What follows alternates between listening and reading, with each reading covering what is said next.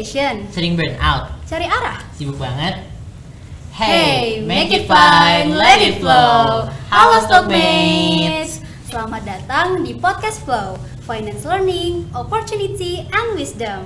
Gimana nih kabar kalian pada hari ini setelah terakhir podcast Flow edisi pertama? Jadi kan kemarin tuh di Flow edisi pertama kita tuh bahas soal passion ya Yasmin. Bener, Kak. Aku tuh pengen tahu kalian tuh saat ini udah dapet kah atau sudah masih sibuk nih ngulik diri kalian? Jadi kenalin, aku Resti. Dan aku Yasmin yang bakal nemenin bincang-bincang hangat pada podcast kali ini. Dan tentunya topiknya pasti insightful banget buat Stockmates seputar perjalanan karir, pengalaman magang, dan dunia profesional. Oke Stockmates, jadi setelah di Flow edisi pertama kemarin kan kita udah memperdalam nih soal passion. Apa sih yang mau dikejar untuk karir? Dan kali ini biar makin yakin nentuin arah karir, kita akan ngobrol seputar dream job, real deal or an illusion. Sebenarnya dream job yang ada selama ini dan kita kejar itu beneran nyata atau sebenarnya cuma angan-angan aja dan cuma bias sosial di masyarakat nih Yasmin? Nah, oleh karena itu kita bakal ngobrol seru bareng narasumber kita yang luar biasa pada hari ini. Dan fun fact, narasumber kita kali ini tuh sudah punya pengalaman kerja di Big Four. Wow, keren banget ya. Oke, tanpa berlama-lama lagi, langsung aja kita kenalan. Oke, jadi di sini ada Kak Akila. Halo Kak Akila, gimana kabarnya nih Kak pada hari ini? Kayak halo, baik ya. Oke, jadi gimana nih Yasmin kalau kamu kabarnya? Aku baik. Kayaknya Stockmates udah penasaran nih Kak. Iya. Mungkin Kakak bisa langsung perkenalan diriku dulu kali ya. Oke, halo teman-teman semua dan teman-teman yang di rumah. Perkenalkan, aku Akila Salsabila. Aku merupakan jurusan akuntansi dari angkatan 2022. Oke, jadi Kak, begini Kak Akila berarti ya Kak, Iya, karena dari betul. akuntansi 22. Oke, jadi setelah kita kulik tadi awal-awal, kakak tuh kerja di Big Four ya Kak, itu merupakan pengalaman yang luar biasa banget gitu. Hebat banget. Hebat Kak. banget, apalagi kakak fokusnya di auditing kalau nggak salah ya Kak. Oke, jadi aku sama Yasmin di sini bakal nanya lebih lanjut nih Kak terkait pengalaman kakak pas kemarin berkesempatan di Big Four. Kayaknya Kak Akila dan Stockmates sekalian udah pada nggak sabar nih Kak untuk dengerin podcast kita kali ini. Aku juga jujur udah penasaran banget pengen ngobrol sama Kakak, apalagi tentang Big Four. Jadi langsung aja kita masuk pada segmen TTK, Tanya-Tanya Karir.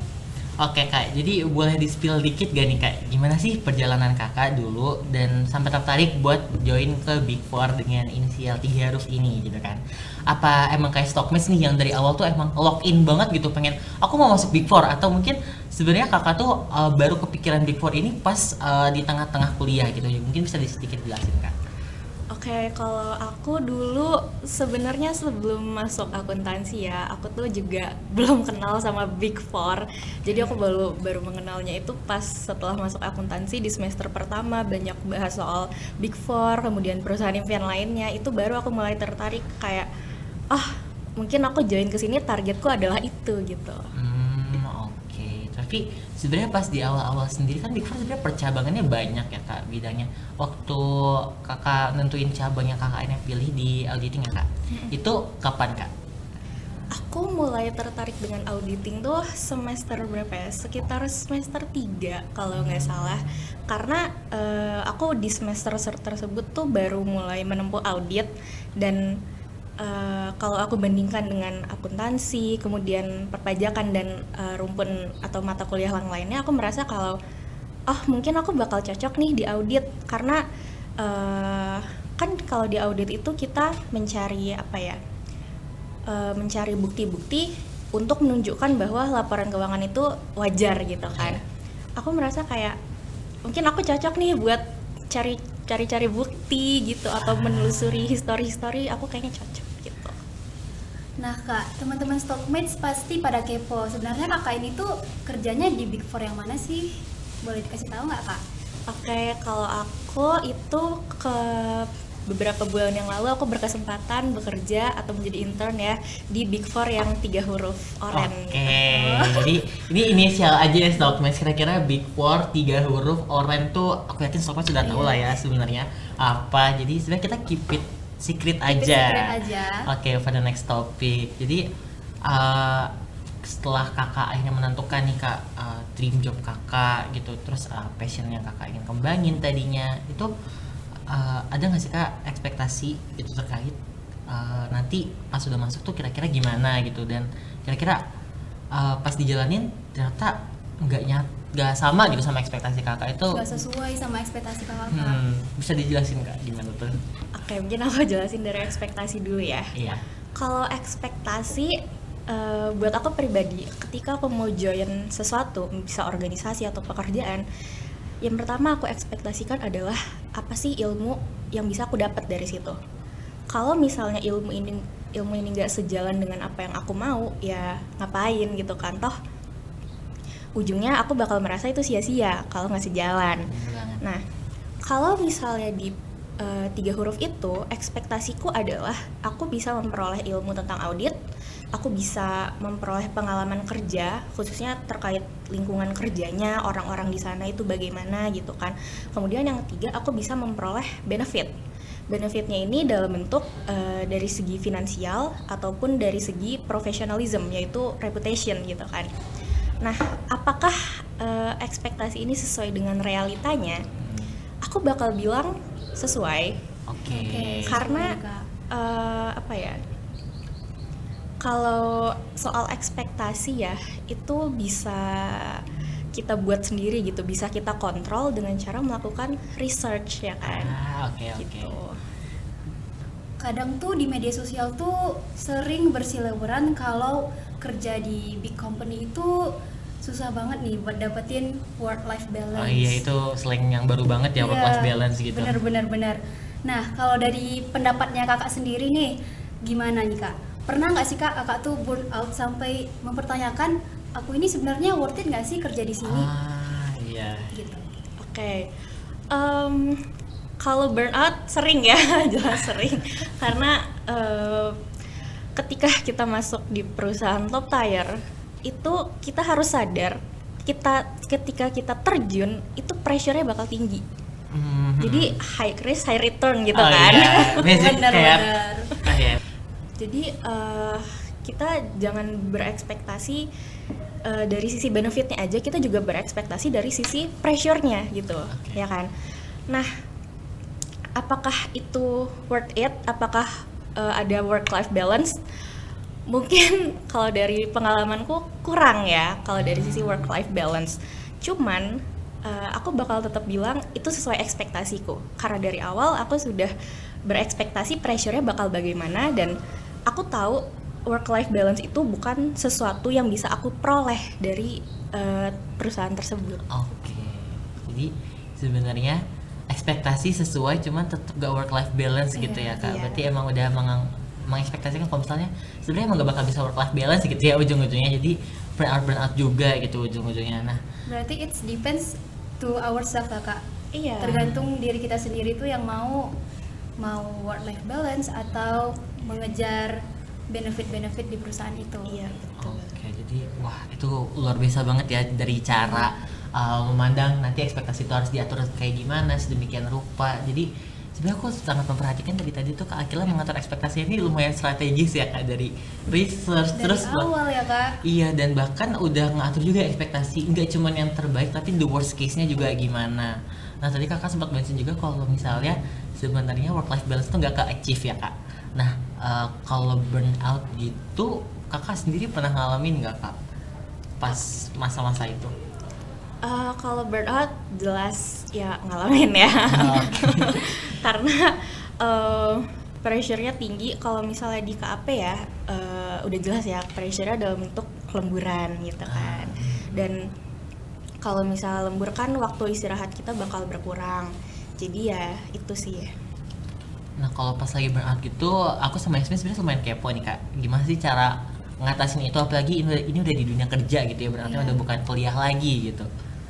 Oke, kalau burnout cara aku mengatasinya adalah ingat mengapa aku join di situ dari pertama kali. Jadi kalau misalnya aku join di situ untuk memperoleh ilmu dan benefit lainnya, ya aku harus fokus ke dua hal itu gitu. Dan aku juga harus tetap ingat terus-menerus bahwa dua hal ini, dua tujuanku ini nggak bakal tercapai tanpa pressure atau tanpa burnout yang aku rasakan sekarang gitu. Nah gitu teman-teman, jadi yang berseliweran di media sosial itu seperti work life balance-nya itu kurang lah di big company, itu sebenarnya it depends on you ya, tergantung Iya, tujuan bener kita banget. lagi. Pasti di setiap benefit itu ada kekurangannya guys. Nah aku juga mau nanya nih kak, kan orang-orang itu banyak yang menaruh minatnya itu di Big Four, udah ngejadiin Big Four itu sebagai dream job. Nah menurut kakak sendiri sebenarnya dream job itu beneran ada nggak sih dan harus kita kejar, atau malah bikin ekspektasi kita itu terlihat tidak realistis? Kalau buat aku pribadi, dream job is real. Tapi kalau secara general, dream job itu tergantung dengan ekspektasi dan perspektif orangnya sendiri gitu Bener kan. banget. Nah, seperti yang aku bilang tadi, kalau soal ekspektasi ya, orang-orang di sana pasti berekspektasi dream job, khususnya di perusahaan yang top tier itu bakal menerima benefit secara finansial, emosional, seperti lingkungan kerja ataupun reputation. Nah, yang perlu kita highlight adalah bagaimana cara mengontrol ekspektasi ini gitu, agar ketika kita memperoleh dream job ini, kita nggak bakal merasa kalau dream job ini not real gitu kan. Jadi yang pertama intinya adalah kita kontrol ekspektasi kita dengan cara gimana kita kan udah banyak ya berseliweran kalau perusahaan top tier, a day in my life di Iya. apa gitu kan. Diromantisasi gitu ya, dibuat Iya, konten-konten yang diromantisasi. lumayan nyaman gitu lah ya buat dinikmatin. Nah, tapi di balik romantisasi itu seenggaknya adalah secuil kenyataan ya kan. Oke. dari video-video tersebut. Iya. Nah, kalau aku personally waktu itu aku research dulu, ketika sebelum aku terjun ke tempat itu, aku bakal research kira-kira selama di awal masuk itu bakal ngapain, kemudian suasana selama di intern itu bakal ngapain, dan setelah keluar itu mereka bakal ngapa-ngapain aja gitu kan. Jadi seenggaknya aku tahu ketika aku terjunnya itu ke tempat apa sih gitu kan. Iya. Dan setelah kita melakukan research itu ya aku yakin ekspektasi bisa terkontrol. Masalahnya adalah bukan di ekspektasinya gitu. Bisa jadi nih ketika kita masuk kita sadar itu high risk high return. Iya. Tapi ketika kita berekspektasi kita tuh nggak merasakan secara langsung berada di posisi itu. Bener banget. Benar-benar. Iya. Kita cuma melihat yang enaknya aja, yang positifnya aja. Dan walaupun kita juga melihat yang negatifnya, kita nggak tahu kan seberapa kita bisa sanggup menjalaninya gitu. Jadi yang perlu diperhatikan sebenarnya adalah ketika kalian terjun di dream job, perhatikan adaptability kalian. Oke. Gitu. Jadi adaptabilitas ya terkait lingkungan itu mungkin sama workflow kerjanya gimana ya? Iya betul. Wah, berarti waktu itu sebenarnya momen apa sih Kak yang buat Kakak kayak reality check, kan tadi yang ekspektasinya itu kayak wah ternyata beneran nih, kayak mungkin ekspektasi buruknya terpenuhi atau mungkin ekspektasi terbaiknya juga terpenuhi, itu gimana Kak? Momennya itu ketika aku lembur lumayan lama ya. Oke. Karena namanya juga KP ya, wajar ya. Lembur itu bisa 2 minggu full. Tapi karena aku posisinya sebagai intern, jadi nggak sampai, ya maksimal sampai tengah malam lah gitu kan. Nah itu aku mulai sadar, di awal aku bilang aku bisa. Iya pasti kayak semua Cuman orang. pas menjalani aku merasa kayak pasti dibisa-bisain ya. Iya. Tapi Iya, benar.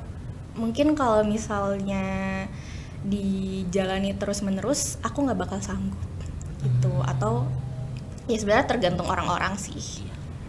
Tergantung tadi yang adaptabilitas mungkin ya, kalau misalnya orang lain, jadi kalau misalnya stockmates merasa kayak punya, oh aku pasti bisa adapt, atau kayak punya kayak kemampuan berkembang yang tinggi dan yakin gitu, mungkin Benar-benar. bisa diterusin gitu ya Kak. Cuman kan masing-masing orang beda-beda gitu Beda-beda ya. adaptif. Mungkin aku sama Esmi juga sebenarnya sedikit kepo nih. Waktu itu kakak pas mau persiapan magang di Big Four ini, kira-kira boleh di-spill gak nih Kak? Waktu itu timeline-nya gimana? Terus kira-kira berkasnya apa aja sih Kak yang disiapin?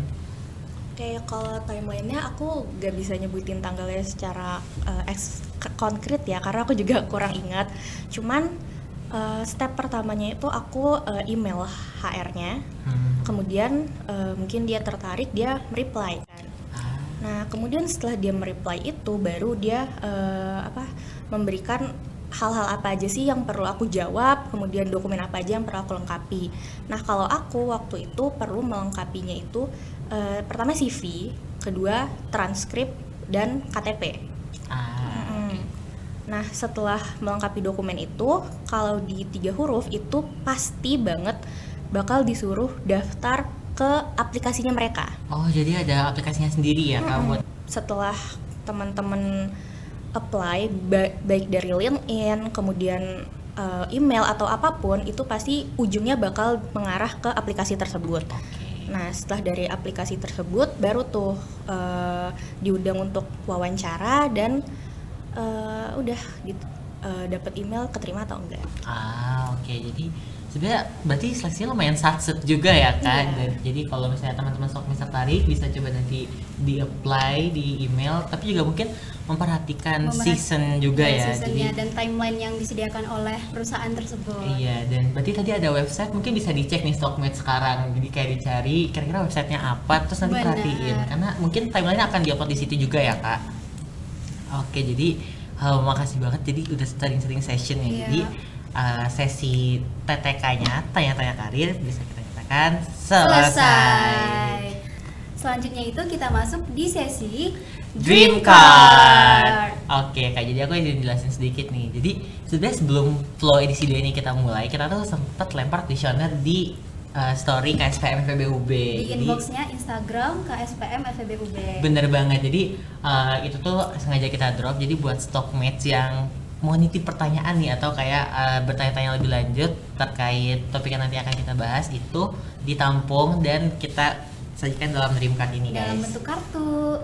Oke, jadi di sini kita tuh ada 5, oh my god kebalik, sorry. Jadi ada 6 kartu, 6 kartu. Kak. Oke, jadi di sini ada 6 kartu yang berbeda warna. Jadi itu sebenarnya tiap kartu itu berbeda guys temanya. Dan Kak Akila di sini tugasnya adalah untuk memilih 2 kartu yang bakal dijawab oleh Kak Akila tentunya. Oke Kak, jadi di sini tuh ada 6 ya, semuanya tuh kayak punya bidangnya masing-masing. Jadi pertama tuh ada choice card, ini kayak bebas nih kakak nanti mau pilih apa enggak. Ini wild card, pertanyaan mungkin akan sedikit spicy atau gimana. Nanti Sedikit ini random ada ya Kak.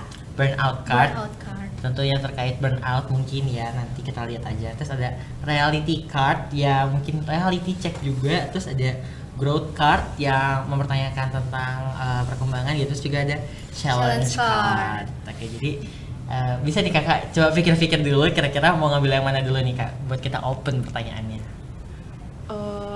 Growth card deh. Growth card Growth ya, card, mana nih? ya, Oh, misalnya oke, ini. ini growth card. Mungkin bisa Aku dibaca izin ini pegang ya, dulu Smi. Atau mau milih satu lagi juga nggak apa-apa. Gimana nih kak enaknya? Satu dulu. Satu dulu ya. Oke. Jawab satu-satu dulu ya. Nah, jadi Kak Akila tadi memilih growth card. Aku bakal bacain pertanyaan ya. Apa sih Kak turning point kakak saat kuliah sampai akhirnya login mau ke perusahaan 3 huruf ini? Oke, kenapa aku bisa login untuk perusahaan ini? Pertama, awalnya yang aku jelasin di awal tadi ya, aku tertarik dengan 3 huruf atau Big Four in general itu pada semester pertama, dan aku tuh orangnya merasa aku harus bisa memperoleh yang paling tinggi gitu. Oke. Jadi mau gimana pun caranya, aku harus bisa mengusahakan untuk dapat posisi di tempat tersebut, ya kan? Iya benar banget. Jadi aku sejak semester pertama itu berusaha memperbaiki nilai, itu jelas. Kemudian juga mengumpulkan pengalaman dan aku mulai login bangetnya nih pas semester 5 menuju 6 karena pas saat itu kan bisa pilih matkul peminatan atau MKM ya. Iya.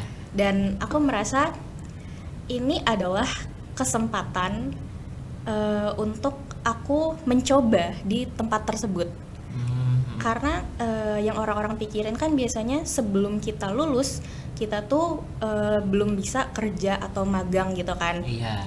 Jadi aku merasa kalau aku beneran diterima di sana di semester 6, aku bisa sekali jalan 2 pulau terlampaui gitu. Iya. Aku bisa mengisi KRS, aku juga bisa mendapat pengalaman Oke, gitu. ya Benar-benar. Jadi dari yang sebenarnya ekspektasi orang mungkin sebenarnya magang tuh nggak bisa ya kalau misalnya belum kelar kuliah, tapi Iya, ya benar. kakak coba itu dan ternyata oke dan Ternyata bisa. ya satu dayung 2 pulau terlampaui gitu ya kak. Benar. Oke, jadi Stockmates sebagai yang mempertanyakan pertanyaan ini udah terjawab ya. Oke, jadi masih ada 5 kartu lagi nih kak. Waduh, ada ribet ya. Jadi ada burnout card, choice card, wild card, sama reality card. Choice card. Oke, Choice choice card ya. Yang mana nih? Oke, yang Yang ada. ini, yang choice card ya kak. Pertanyaannya ialah harus start dari mana ya biar tahu dream job kita apa? Boleh dijawab kak Akila? Oke, kalau bahas dream job ya, kita bahas jobnya dulu nih ya. Oke. Job itu kan biasanya adalah sesuatu yang dilakukan seseorang untuk memenuhi kebutuhan mereka. Benar banget. Kan? Iya. Kebutuhan ini bisa dari segi finansial dalam bentuk ya uang gitu kan. Iya. Bisa juga dari segi profesionalism seperti reputasi dan juga misalnya orang ini cuma butuh lingkungan kerja yang nyaman gitu kan. Nah, dream job itu adalah ya gimana seseorang menentukan keinginannya sesuai yang mereka mau.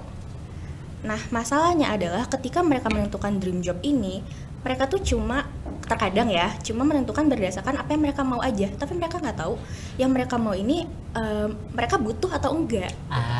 Mungkin Oke. kayak FOMO gitu ya kak jatuhnya mungkin. Iya. Jadi ketika mereka nggak tahu mereka butuh atau enggak, kadang nih ternyata mereka nggak butuh. Jadi itu terdengar nggak realistis gitu. Gara-gara ya mereka nggak butuh tapi mereka masuknya di situ. Iya, understandable. Jadi cara untuk menentukan dream job yang realistis adalah pertama, sebelum menentukan dream job itu harus tahu dulu butuhnya apa. Nah, kalau misalnya udah tahu nih, kita nggak tahu nih butuhnya apa, tapi kita tahu dream company-nya apa. Kita research apakah di dream company itu sejalan dengan yang kita butuhkan gitu. Nah, setelah kita dapat nih target company kita yang sesuai dengan kebutuhan kita, barulah kita cari-cari ya, research tadi tentang apakah company itu flow-nya sesuai dengan prinsip-prinsip kita atau dengan yang kita tuh nyamannya gimana gitu. Setelah itu ya barulah terjun di tempat tersebut. Tapi nih aku mau kasih disclaimer buat teman-teman yang mungkin punya dream company-nya tersendiri dan merasa bahwa kalaupun aku masuk di dream company tersebut bisa jadi kebutuhanku nggak terpenuhi gitu. Jadi dia sadar sejak awal dream company tersebut enggak bisa memenuhi kebutuhan dia. Oke. Nah, kalau konteksnya dream company ini di perusahaan yang top tier, aku bakal bilang tetap gas aja. Karena walaupun di awal mungkin nggak sesuai dengan prinsip, tapi itu adalah your dream gitu kan. Dan perusahaannya top tier, ya kenapa enggak gitu. Seenggaknya setelah kamu selesai dari perjalananmu di dream company itu, kamu jadi tahu kan yang awalnya prinsipnya nggak sesuai ini, kira-kira kamu bisa beradaptasi nggak sih? Bisa nyaman nggak sih dengan prinsip di perusahaan tersebut? Kemudian kalaupun enggak ya, seenggaknya kamu jadi tahu, oh di perusahaan ini ternyata aku kurang cocok di bagian ini gitu kan. Nah, dua-duanya itu bakal dapet benefitnya gitu. Ujung-ujungnya kamu bakal dapet benefit ilmu, reputation, dan juga kamu jadi tahu misalnya nggak cocok nih ya, the next dream jobku tuh harusnya yang gimana sih gitu. Oke, Oke, mungkin teman-teman Stockmates di sini makin penasaran nggak sih dan pengen ngulik lebih dalam lagi tentang bagaimana sih POV dari Kak Akila tentang dream job ini. Jadi, jadi kami pengen ngasih satu question lagi nih Kak. Iya. Jadi ini masih ada sisa 3, jadi bisa dipilih lagi nih Kak. Kira-kira mana yang mau dijawab? Aduh, sorry. Sisanya apa? Ada burnout card, ada wild card, sama ada reality card. Wild card. Wow, wild card ya. Oke, Yasmin mungkin bisa Oke. bantu dijawab. Jadi Kak Akila milih wild card. Jadi pertanyaannya, ini ada satu istilah VE chips itu apa? Karena dari aku sendiri baru dengar soal job ini. Oh, menjelaskan itu aja. Iya. Oh, iya. Bener, Oke, Kak. jadi stopnya saya cuma nanya itu apa sih Kak? Jadi VI CIPS. Oke, pertama VI-nya dulu ya. VI itu kepanjangannya Vocational Employee. Jadi itu adalah istilah untuk anak-anak magang di sana gitu. Jadi kalau di perusahaan lain kan namanya misal auditor intern gitu. Kalau di tempatku waktu itu assurance VE. Gitu. Oke. jadi VE-nya itu vocational employee. Iya. Kalau CIPS-nya? Ya, CIPS. Kalau CIPS itu bidangnya gitu. Jadi misal nih aku sebagai assurance, itu kan bagian auditnya ya. Assurance CIPS berarti aku mengaudit untuk perusahaan di bidang CIPS. CIPS itu adalah Consumer and Industrial Product kalau nggak salah. Iya. Jadi bidangnya, misal aku CIPS, ada lagi yang kalau nggak salah financial service, ada juga yang energy gitu. Jadi itu bidang-bidangnya aja sih. Oke, jadi VE-nya ini stands for vocational employee, itu status karyawannya berarti ya Kak? Iya. Itu Yang sebagai sedang intern gitu ya Iya, Kak. terus si IPS itu bagian bidangnya. Oke, jadi wah keren banget ya. Jadi jawaban-jawaban dari Kak Akila, semoga itu udah menjawab pertanyaan dari Stockmates yang nanya di question box kita kemarin. Jadi dengan ini buat sesi dream card bisa kita selesai. Jadi, Oke, baik Kak Akila, nggak kerasa banget nih ya Kak. Kita tuh udah banyak banget ngobrol dan dapetin banyak insight tentunya tentang seputar dream job. Tapi sebelum kita tutup, ada nggak closing statement atau insight lainnya yang harus teman-teman ingat dalam mengejar karirnya nanti nih Kak? Oke, kalau dari aku ya, closing statement itu jangan takut untuk bermimpi setinggi-tingginya. Karena walaupun ya dreamnya itu harus dikontrol dengan ekspektasi, tetap aja carilah ekspektasi yang setinggi-tingginya juga gitu. Jadi jangan karena merasa oh ini pressure-nya tinggi nih, kayaknya aku nggak sanggup terus langsung walk out gitu. Jangan. Yang penting ketika dihadapkan dengan choices atau kesempatan, yang harus diperhatikan adalah pertama, apakah bisa bertanggung jawab dengan kesempatan tersebut jika diterima, dan kedua, apakah bisa survive di tempat tersebut. Kalau dua-duanya ini terpenuhi dan itu adalah your dream gitu kan, gas aja, hajar aja. Oke, jadi berani aja ya Kak Iya. buat bermimpi setinggi mungkin, terus juga ekspektasi setinggi-tingginya. Oke, makasih banget Kak Akila atas waktu dan juga sharing pengalamannya yang of course sangat luar biasa, keren sekali ya Yasmin. Semoga obrolan kita kali ini tuh di Flow yang edisi kedua kali ini bisa ngasih Stockmates banyak insight. Oke, jadi buat teman-teman Stockmates yang lagi nonton dan juga dengerin ini, aku mau ngingetin aja, kalau kalian ingin tahu lebih banyak tentang dunia perbankan, investasi, itu jangan lupa follow Instagram dan subscribe YouTube KSPM FEBUB di @KSPM-FEBUB dan nantikan podcast Flow berikutnya. Karena podcast Flow berikutnya tentunya akan terus menghadirkan narasumber yang keren dan tentunya dengan topik yang menarik nih guys. Oke. Finally, untuk akhirannya aku Yasmin. Dan aku Revi. Sampai Sampai jumpa di Flow berikutnya.